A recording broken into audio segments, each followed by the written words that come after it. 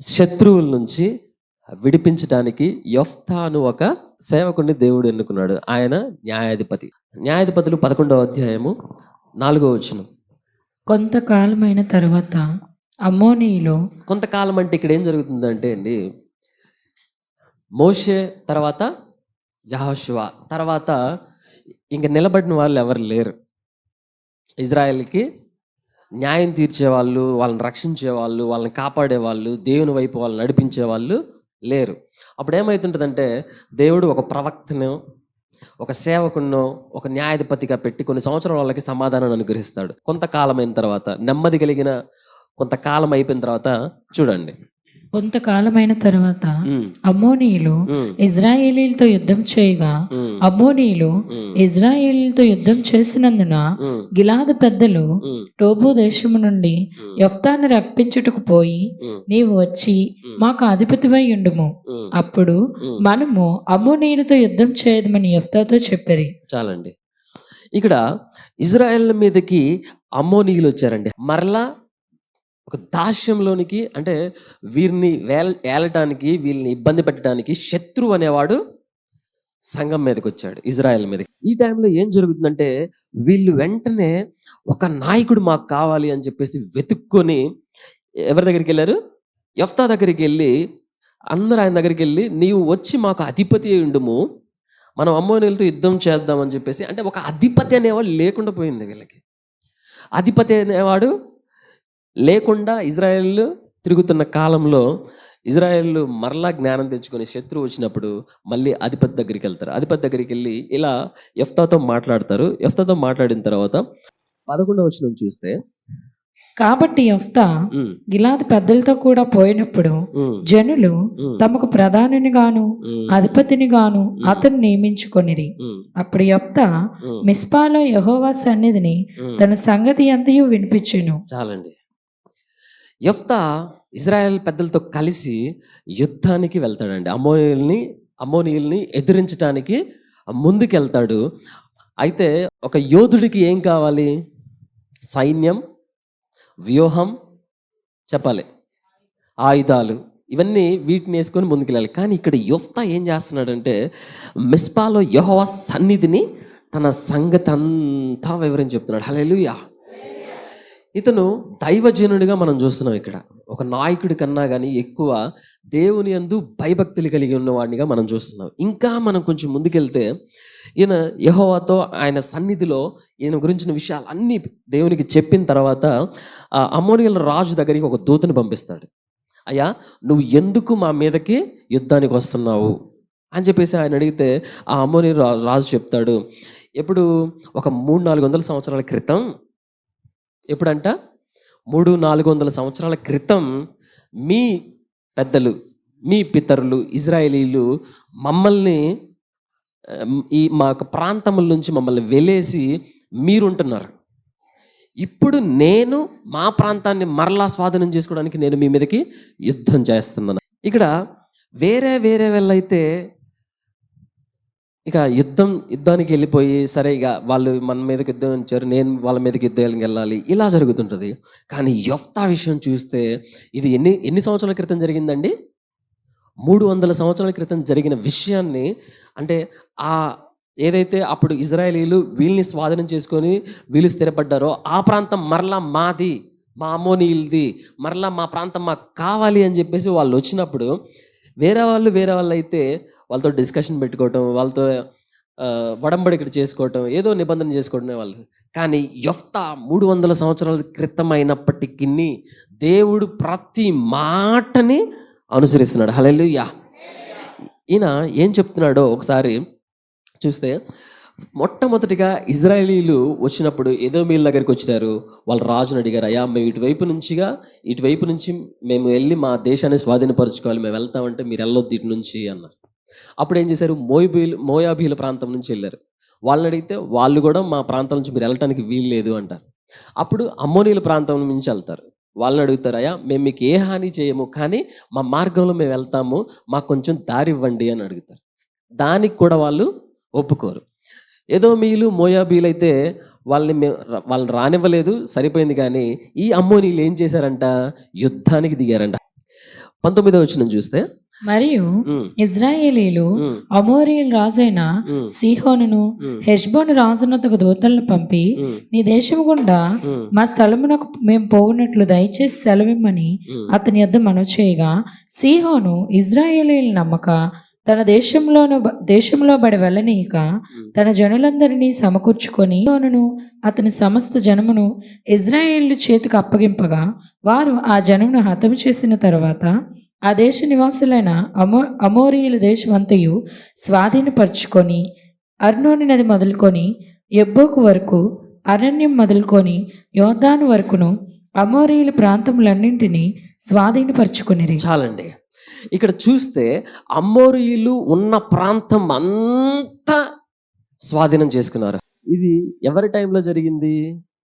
ఇప్పుడు ఉన్న టైంలో కాదు, 300 సంవత్సరాల క్రితం జరిగిన విషయం. ఇజ్రాయెల్ కనాన యాత్రలో వాళ్ళు ఐగుప్తు నుంచి దేవుడు వాళ్ళని తీసుకొని వస్తుంటే, పాలు తేనెలు ప్రవహించి కనాను దేశానికి వాళ్ళని తీసుకొస్తుంటే అక్కడ జరిగిన విషయం ఇది. అయితే ఇతను చెప్తున్నాడు, ఇతను చూడండి 300 సంవత్సరాలు వస్తున్నాడు. హల్లెలూయా. ఎందుకు మనకి సమస్యలు, వేదనలు, శోధనలు, ఇబ్బందులు, ఇరుకులు అంటే ఏదో జరిగింది. హల్లెలూయా. వివేచన గల ఆత్మ మనకు అనుగ్రహింపబడింది. హల్లెలూయా. ఆ ఆత్మతో మనం ఎందుకు జరుగుతుంది, మన కుటుంబంలో ఈ సమస్యలు ఎందుకు వస్తున్నాయి, నేను మాత్రమే ఎందుకు పట్టబడుతున్నాను, నేను మాత్రమే ఎందుకు ఈ సమస్యలో దాస్యానికి లోనే ఉన్నాను అని వివేచించే ఆత్మ మనకు ఉందండి. ఆత్మ ఆయన మీద ఆనుకుని ఉన్న వారికి మాత్రమే అనుగ్రహింపబడింది. నమ్మి విశ్వాసంతో బాప్తిజం పొందిన ప్రతి ఒక్కరికి పరిశుద్ధాత్మ అనుగ్రహింపబడింది. హల్లెలూయా. ఆ ఆత్మ ప్రతి ఒక్కటి వివేచిస్తుంది. హల్లెలూయా. మన జీవితంలో ఏం జరగబోతుంది, ఏం జరుగుతుంది, ఎందుకు మనం పట్టబడ్డాం, ఈ సమస్య ఎందుకు వచ్చింది, ఈ శత్రువు ఎందుకు ఉన్నాడు, ప్రతిదీ మనతో బోధిస్తుంది. హల్లెలూయా. ఆత్మ లేని వారు దీన్ని వివేచింపగలరా? పాపము ఆ దాస్యంలో పడిపోతారు. సంవత్సరాల వారు ఆ కాడి కింద, దాస్యంలో, సమస్య కింద, బాధల్లో, వేదల్లో, శోధనలో కొట్టుమిట్టాడుతూనే ఉంటారు. కానీ ఒక మాట ఉంటుందండి, కీర్తనల గ్రంథం 37వ అధ్యాయంలో 9వ వచనం, కీడు చేయవారు నిర్మూలమగుదురు, యెహోవా కొరకు కనిపెట్టుకుని వారు దేశంను స్వతంత్రించుకొని. హల్లెలూయా. యెహోవా కొరకు కనిపెట్టుకున్న వారు ఏం చేయగలుగుతారండి? వేటిని? మనకున్న సమస్యలు మాత్రమే మనం పారద్రోలుకోగలుగుతామా? మనకున్న ఇబ్బందుల నుంచి మాత్రమే మనం బయటపడగలుగుతామా?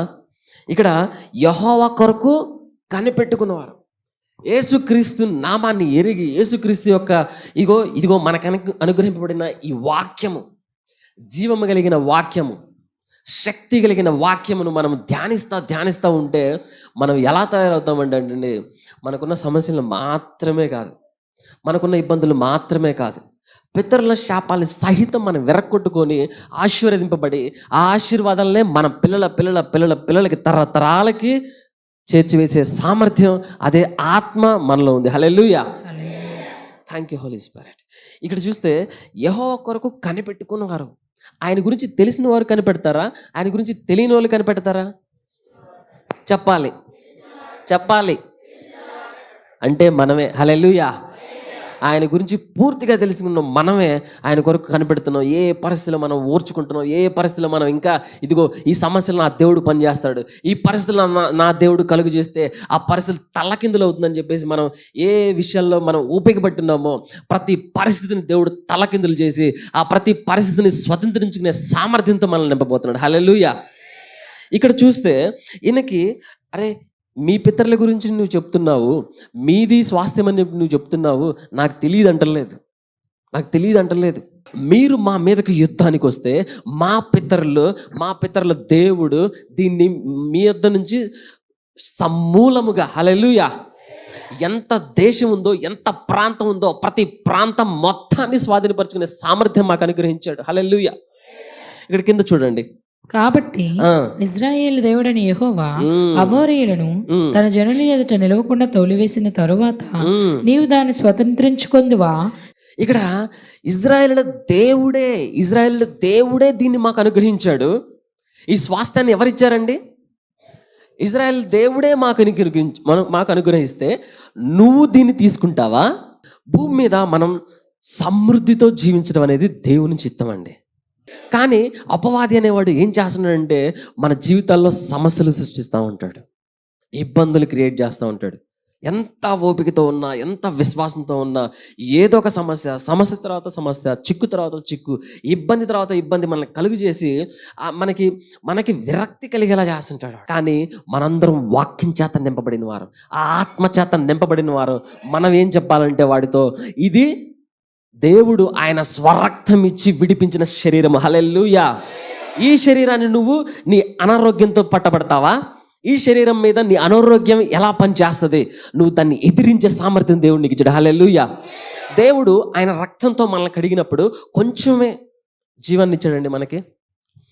జలుబు తీసేస్తా, దగ్గుంచుకో అని చెప్పాడా? చెప్పాలి. కాళ్ళ నొప్పులు చేస్తా, వేలు నొప్పులు మీరు ఉంచుకోండి, కాళ్ళ నొప్పుల వరకు నేను తీసేస్తా అని చెప్పాడా? చెప్పాలి. కుటుంబ సమస్యలు నేను ఉంచుతాను, పిల్లల సమస్యలు తీసేస్తానని చెప్పాడా? చెప్పాలి. ఎలా మనల్ని విడిపించాడంటండి? పూర్తిగా. హల్లెలూయా.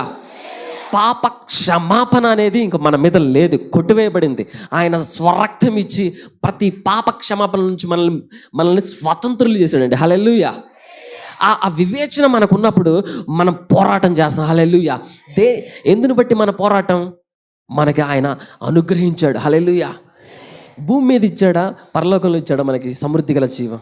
కొంతమంది అనుకుంటారు, లేదండి పాస్టర్ గారు, పరలోకంలోనే మనకి నిత్య జీవం కదా, సమృద్ధి గల జీవం పరలోకంలో కదా, భూమి మీద కాదండి. అవునా? కానే కాదు. దేవుడు భూమి మీదకి వచ్చి ఆయన చెప్తున్నాడు, గొర్రెలకు జీవాన్ని ఇవ్వడానికి. ఎలాంటి జీవాన్ని ఇవ్వడానికి వచ్చానంటాడండి? సమృద్ధి గల జీవితం, లైఫ్ ఇన్ అబండెన్స్. హల్లెలూయా.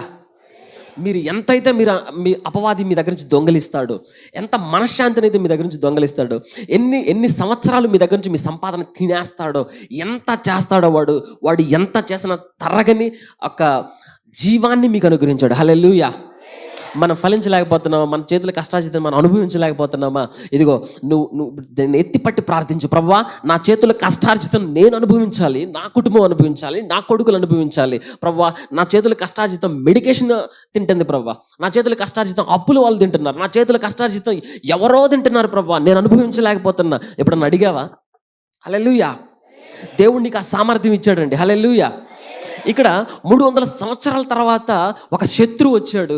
ఈ ప్రాంతము మా పితరులు ఇక్కడ నివసించి ఉన్నారు, ఈ ప్రాంతాన్ని మేము స్వాధీనం చేసుకోవాలి అని చెప్పేసి వచ్చినప్పుడు, ఇక్కడ ఎవరైతే యొఫ్తా ఉన్నాడో, యొఫ్తా దేవుని యందు వేచి ఉన్నవాడు, దేవుని గురించిన జ్ఞానం కలిగిన వాడు ఏం చెప్తున్నాడండి? ఇశ్రాయేలు దేవుడైన యెహోవా అమోరీయులను తన జనుల ఎదుట నిలవకుండా తోలివేసి తర్వాత నీవు దాన్ని స్వతంత్రించుకుందువా, స్వాధీనపరచుటకు కెమోషు నీ దేవత నీకు ఇచ్చిన దానిని నీ స్వాధీనపరుచుకున్నావు కదా.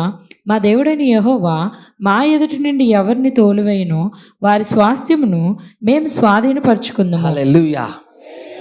మేమైతే స్వాధీనపరచుకోలేదు, మా శక్తి మా సామర్థ్యం కానే కాదు, ఇది మా దేవుడైన యెహోవా. హల్లెలూయా. మీ దేవత కూడా మీకు కొంచెం స్వాస్థ్యాన్ని ఇచ్చింది కదా, మీరు అనుభవిస్తున్నారు కదా. అలానే మా దేవుడు మాకు స్వాస్థ్యాన్ని ఇచ్చాడు. ఎవరినైతే మా ముందు నిలవబడకుండా తోలివేస్తాడో ఆ ప్రతి ప్రాంతాన్ని స్వాధీనం చేసుకునే సామర్థ్యాన్ని, శక్తిని దేవుడు మాకు అనుగ్రహించాడు. హల్లెలూయా. ఇంకా చూడండి, ఇశ్రాయేలీలు హెష్బోనులోను దాని ఊరులలోను, అరయేరులోను దాని ఊరుల్లోను, అర్నోను తీరముల పట్టణములన్నిటిలోను 300 సంవత్సరముల నుండి నివసించుండగా ఆ కాలమున నీవేళ వాటిని పట్టుకోలేదు. ఎన్ని వందల సంవత్సరాల నుంచి ఉంటున్నారంటండి? 300 సంవత్సరాల నుంచి మా వాళ్ళు ఇక్కడ నివాసం చేస్తున్నారు. యెహోవా దేవుడు, యావే, ఇజ్రాయెల్ దేవుడు అబ్రహాము, ఇస్సాకు, యాకోబులకు వాగ్దానం చేసి ఆ వాగ్దానాన్ని బట్టి ఈ భూమిని మాకు స్వాస్థ్యంగా అనుగ్రహించాడు. మరి 300 సంవత్సరాల నుంచి నువ్వేం చేస్తున్నావు? దేవుడి పట్ల ఎంత జ్ఞానం అని ఉంది. హల్లెలూయా. మనము ఒక చిన్న సమస్య వస్తే ఇక మన జీవితం మొత్తం అంత సామర్థ్యం కలిగిన ఆత్మ, సర్వాన్ని సృష్టించిన ఆ సృష్టికర్త ఆత్మ మనలో ఉంది. మరణాన్ని సహితం జయించి పునరుద్ధానుడిగా తిరిగి లేచిన ఆ యేసుక్రీస్తు వారి ఆత్మ మనలో ఉంది. అంత గొప్ప ఆత్మను మనం పెట్టుకొని ఒక చిన్న సమస్య వస్తే రోషముతో మనం ముందుకెళ్ళటం పోయి, ఆ సమస్య కోసం కొన్ని గంటలు, కొన్ని రోజులు మన జీవితాన్ని, మన ఆరోగ్యాన్ని, మన సంపదని, మన వాల్యుబుల్ సమయాన్ని దేవుని కొరకు ఆయన ఎలా మనం ఉన్నామంటే మహిమార్థమై ఉన్నాం మన జీవితాలు. అలాంటి సమయాన్ని ఎవరికి ఇస్తున్నాము? శత్రు. హల్లెలూయా. ఒక అబద్ధపు శత్రువు. హల్లెలూయా. నీ మీద విజయం సాధించలేని ఒక అబద్ధపు శత్రువుకి మన వాల్యుబుల్ టయాన్ని మనం మనం మనం మనం అప్పగిస్తున్నవాడు. ఈ జ్ఞానం, ఇదే జ్ఞానము ఏ సమస్యలు మన మీదకి వస్తున్నాయో ప్రతి సమస్య మీద మీరు పోరాటం చేయండి. హల్లెలూయా. మిమ్మల్ని నడిపించేది ఎవరండి? ఆ శక్తి ముందు ఏ శక్తి పనిచేయదండి. హల్లెలూయా. ఎలాంటి శక్తి ఆ శక్తి అంటే సర్వాన్ని ఒక్క నోటి మాటతో సృజించిన శక్తి. హల్లెలూయా. మీరు ప్రార్థిస్తుండగా భూకంపం వస్తుందండి. భూకంపం మంచిదా చెడ్డదా? ఎవరికి? అపవాదికి. హల్లెలూయా. వాడు ఏదైతే మీ దగ్గర మందిరాలు కట్టుకొని ఉన్నాడో, మీ దగ్గర కట్టడాలు కట్టుకొని ఉన్నారో, దుర్గాలు కట్టుకొని ఉన్నాడు మీ జీవితాల్లో, వాడు మిమ్మల్ని అప్పులు పాలు చేసి అప్పులనే దుర్గాలను కట్టుకొని ఉన్నాడు. మిమ్మల్ని సమస్యలు పాలు చేసి సమస్యల్లో ఇరుక్కుపోయేలాగా మీ మనశ్శాంతిని దొంగిలించేలాగా ఒక దుర్గాలను కట్టుకొని ఉన్నాడు. మీరు ప్రార్థిస్తుండగా ఆ శక్తి మీ జీవితాల్లో అపవాది కట్టుకున్న ప్రతి ఒక్క కోటల్ని పిగిలించి వేసింది. హల్లెలూయా. కంపించబడతాయి. హల్లెలూయా. ఇక్కడ చూడండి, ఇలా ఇంత జ్ఞానం అండి. నాకు నిజంగా ఆశ్చర్యం వేసింది. ప్రభా, 300 సంవత్సరాల తర్వాత కూడా ఈ భక్తుడు ఇంతలా ధ్యానిస్తున్నాడా నిన్ను? రేయింపవళ్ళు నిన్ను ఇలా ధ్యానిస్తున్నాడా? అసలు ఇతను ఎవరో తెలుసా అండి? 11వ అధ్యాయం 1వ వచనం చూడండి.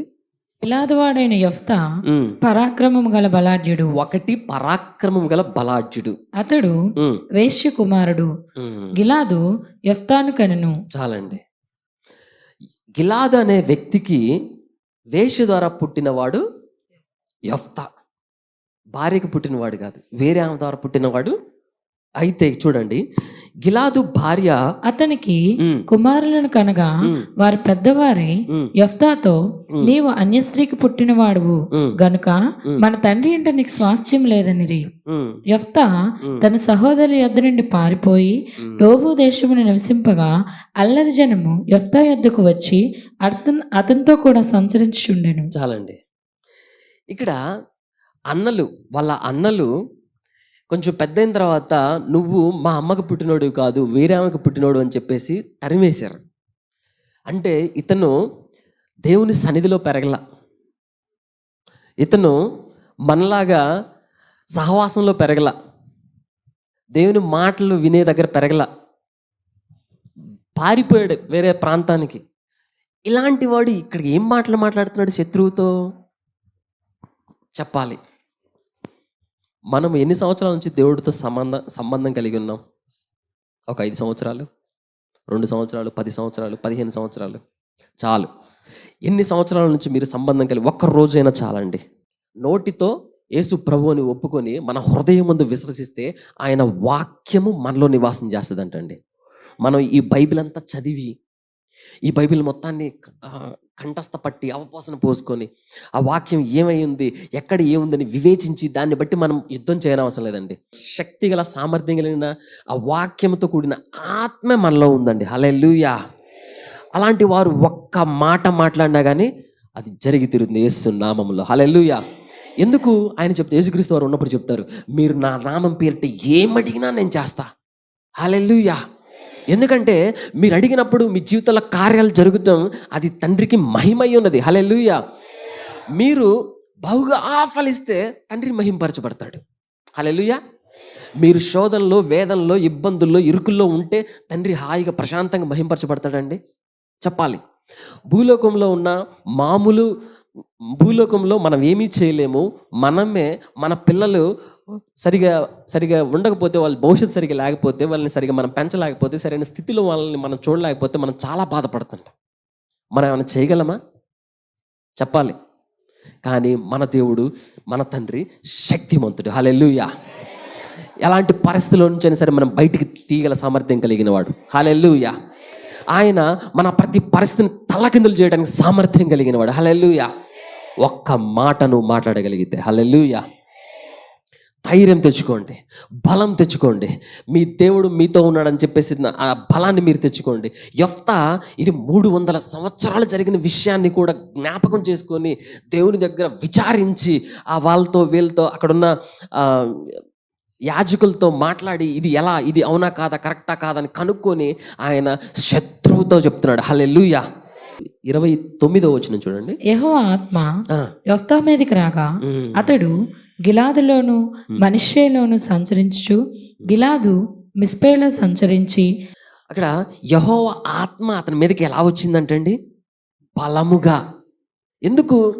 మనం ఎప్పుడైతే మన శత్రువును బట్టి మన రోషం పూని ఇది నా స్వాస్థ్యము, ఇది నా హక్కు, దేవుడు నాకు అనుగ్రహించున్నాడు, ఇది నాకు అనుగ్రహించుడు, ఇది నాది కదా అని చెప్పేసి నువ్వు రోషముతో ప్రార్థించడం మొదలు పెడతావో ఆ ఆత్మ బలముగా ఆయన మీదకి దిగి వచ్చింది. ఇది పాత నిబంధన. ఇప్పుడు ఆయన ఆత్మ మనలోనే ఉన్నాడు. హల్లెలూయా. ఆ శక్తి గల ఆత్మ మనలోనే ఉన్నాడు. హల్లెలూయా. మీరు మాట్లాడుతుంటేనే ఆయన మనకు ఒక వాగ్దానం ఇచ్చాడు. అడుగు వాటికంటే ఊహించు వాటికంటే, ఎఫెసియన్స్ 3:20, అడుగు వాటికంటే ఊహించు వాటికంటే ఏమైతే అడుగు, అయ్యా ఈ సమస్య నుంచి నన్ను బయటపడేవా ప్రభువా, నా కుటుంబాన్ని ఈ అప్పులనే కాడి నా కుటుంబాన్ని ఎతకనీయకుండా చేస్తుంది ప్రభువా, ఈ అప్పులనే కాడి నుంచి నన్ను బయటపడేవా, ఇదిగో ఈ చేతుల కష్టార్జితం, నేను ఎంత కష్టపడినా ఈ చేతుల కష్టార్జితం నా ఇంటికి నేను తీసుకోలేకపోతున్నా ప్రభువా, నా చేతుల కష్టార్జితం నా పిల్లలు అనుభవించలేకపోతున్నారు, నా చేతుల కష్టార్జితం నేను నా కుటుంబం అనుభవించలేకపోతుందని చెప్పేసి నేను ఒక మాట మాట్లాడితే ఇక్కడ చెప్తున్నాడు ఎఫెసియన్స్ 3:20 ఒకసారి చూస్తే, మనలో కార్యసాధకమైన, ఎవరిలో? మనలో కార్యసాధకమైన, మరలా అడుగుతున్నా, ఎవరిలో? నాలో, మనలో. హల్లెలూయా. ఈ లోకంలో కాదు, పరలోకంలో కాదు, ఇంకొక చోట కాదు, ఇంకొక ప్రాంతంలో కాదంట. అందరు చెప్పండి, నాలో. నాలో. చదవండి. మనలో కార్యసాధకమైన తన శక్తి చొప్పున కార్యాన్ని సాధ్యపరిచే తన శక్తి ఎవరిలో ఉంది? నాలో. మరలా చెప్తున్నాను, ఒక కార్యాన్ని భూమి మీద ఒక కార్యాన్ని సాధ్యపరిచే శక్తి మనలో ఉంది. హల్లెలూయా. ఎవరా శక్తి? పరిశుద్ధాత్ముడు. హల్లెలూయా. ఆ శక్తి మనలో ఉంది కాబట్టి తన శక్తి చొప్పున మనం అడుగు వాటికంటేను ఊహించు వాటన్నిటికంటేను అత్యధికంగా శక్తి గల దేవునికి క్రీస్తు యేసు మూలముగా సంఘంలో తరతరములు సదాకాలం మహిమ కలుగును గాక. ఆయనకి మహిమ కలగాలి అంటే నువ్వు అడుగు వాటికంటే ఊహించు వాటికంటే అత్యధికంగా నీ జీవితంలో జరగాలి. హల్లెలూయా. మనం ఏదైనా అడుగుతున్నాము అంటే ముందు విశ్వసించిన తర్వాత మనం ప్రార్థించాలంట. అవి ఎలా విశ్వసించాలి? పొంది ఉన్నాము. నీ సమస్య కన్నా గొప్పవాడు దేవుడు, మన ప్రతి పరిస్థితి కన్నా గొప్పవాడు దేవుడు. అంత సామర్థ్యం కలిగిన దేవుడు నీ కోసం తన స్వరక్తం ఇచ్చిన దేవుడు సమస్తాన్ని నీకు ఎందుకు అనుగ్రహించుడు? నీకోసం భూమిని తలకిందులు చేస్తాడు. హల్లెలూయా. నీకోసం రాజులను మార్చేస్తాడు. హల్లెలూయా. నీకోసం రాజ్యాలను మారుస్తాడు. నీకోసం రాజుల్ని సహితము తీసివేస్తాడు. హల్లెలూయా. ఎవరి కోసం? అందరు చెప్పండి, నా కోసం, మీకోసమే. మీకోసం ఏం చేయడానికైనా ఆయన సిద్ధంగా ఉన్నాడండి. ఆయన ఆత్మనిచ్చింది ఎవరి దగ్గర ప్రజెంటేషన్ ఇచ్చుకోవడానిక, ఎవరి దగ్గర గొప్పలు చెప్పుకోవడానిక, ఇదిగో నా ఆత్మ నేను మనుషులకి ఇచ్చాను చెప్పుకోవడానిక, ఆయన కార్యాలను మీ జీవితంలో చేయడానికి. హల్లెలూయా. ఇక్కడ యొఫ్తా జీవితంలో ఆయన మీదకి ఆత్మ ఆ సమయంలో బలముగా దిగి వచ్చింది.